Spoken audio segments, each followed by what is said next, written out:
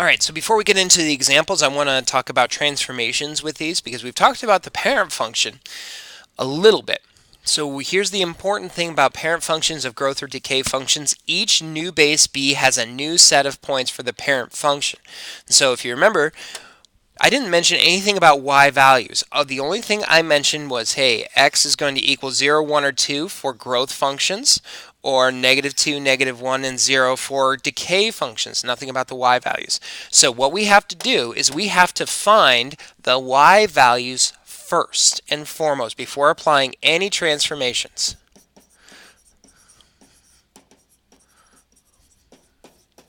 So we want to find y values of that parent function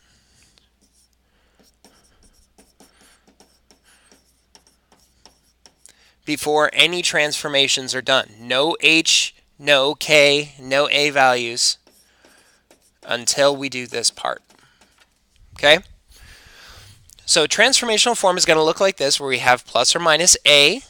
That's still going to be that vertical stretch where things are going to get multiplied. Now, luckily, we're not going to really see too many of these. In fact, on your homework assignment, I don't have anything with an a value. Next, we look at b to the x plus or minus h. So the plus or minus h, we notice that horizontal transformation, whether we're shifting left or we're shifting right, is going to be in the exponent along with the x. And then we have k. Outside here, outside the house, we follow the rules. So if k is positive, we're going to go up. If k is negative, we're going to go down. Okay, let's go ahead and include the signs here. If x is positive, or h is positive, we break the rules because we're inside that function house, and we're going to go to the left. And if h is negative, we're going to actually shift to the right. Now, here's another really helpful thing for us. K is always going to be the location of your vertical asymptote every single time, no matter what. Okay, so let's go ahead and look at finally an example now. First, we want to identify whether this thing is growth or decay. So what's my base here? My base is 2. We want to compare that to the number 1. Since it is greater than 1, we know that this is going to be a growth function. Okay, so with growth function, that tells me which parent function points I want to choose. Okay, so that means when we talk growth, the x values are going to be 0, 1, and 2. Now, with the y values and the parent function points, just like we said on the previous slide, we always want to find out what the y values are for the parent function. The parent function is going to look like this: y equals 2 to the x. No minus 3, no plus 4 yet. Okay, and we need to find out what these points are. So what's 2 to the 0 power? Well, that's 1. Next one, we plug in 1 into the exponent. 2 to the first power is 2. And then we plug in 2 into the exponent, and 2 to the second power is 4. So these are my parent function points: 0, 1, 1, 2, and 2, 4. Now let's go ahead and apply the transformations. So I have h equals -3. That means I'm going to be shifting to the right 3, and I want to add 3 to each of these, giving me 3, 4, and 5 when I add 3 to each of my x values. And then I have my k. So I'm going to add 4 to each of these. 1 plus 4 is 5. And then I have 2 plus 4 is 6. 4 plus 4 is 8. And this gives me all the points that I need to find a nice, clean pattern. First one we have is going to be 3, 5.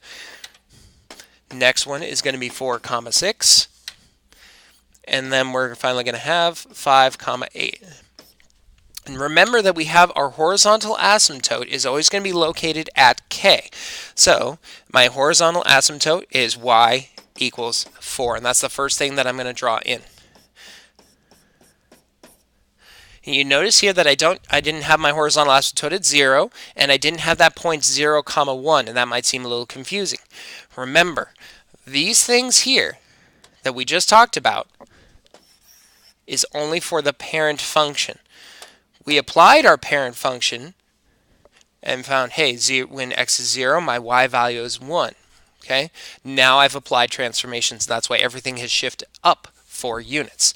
And if I take 0, 1 and I shift it up 4 units, that gives me that first point of 0, 5 that I wanted to graph.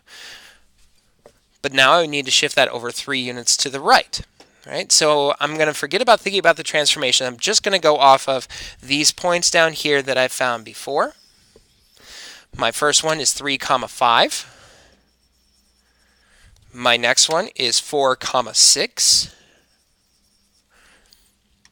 And then my last one is 5, 8. And there we can start to see where it's sloping up in a nice smooth curve. And we'll go ahead and draw the picture. As I go to the left, it gets closer and closer to the asymptote. As I go to the right, it gets closer and closer to a vertical line. It gets really, really straight up and down. Okay, that's it. If we want to think about what our domain and range is for each of these, for my domain, I'm going forever to the left and forever to the right, so my domain is x equals all real numbers. My range, however, we think about what's my floor here? Where is this never going below? My range, then we would say y is going to always be greater than, but not equal to, just greater than my horizontal asymptote of 4. That's it. Let's go ahead and take a look at another example.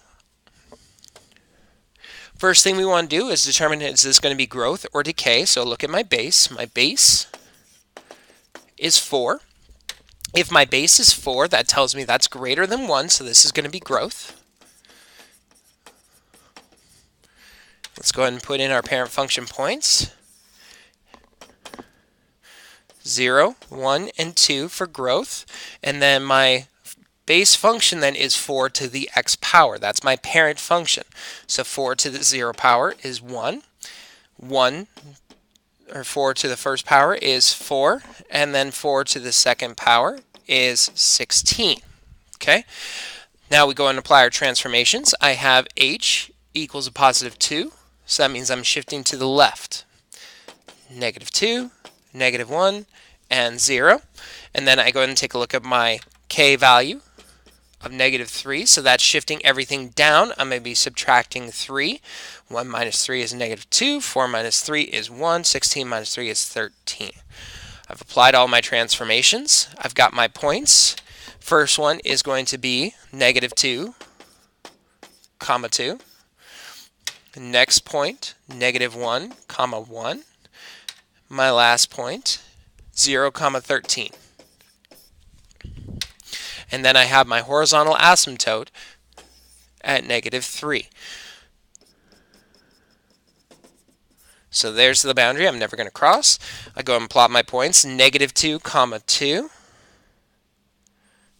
Actually, that should be negative 2, negative 2. Excuse me, I missed that. Negative 2, negative 2. Negative 1, 1. So negative 1, 1 is right here. And then the last one I have is 0, 13. And we go ahead and connect these dots. And again, you can see as we move to the right, the y values get really, really big, really fast. These things are growing exponentially. So almost straight. That's our function. Domain, again, it goes forever to the left and right. So it's going to be all real numbers. Oops. X equals all real numbers. My range is going to be y must be greater than or equal to my horizontal asymptote, negative 3. All right, so these are two growth functions that we've seen. Next step would be looking at decay functions. So go ahead and stop this one. Watch the next video, exponential decay function examples.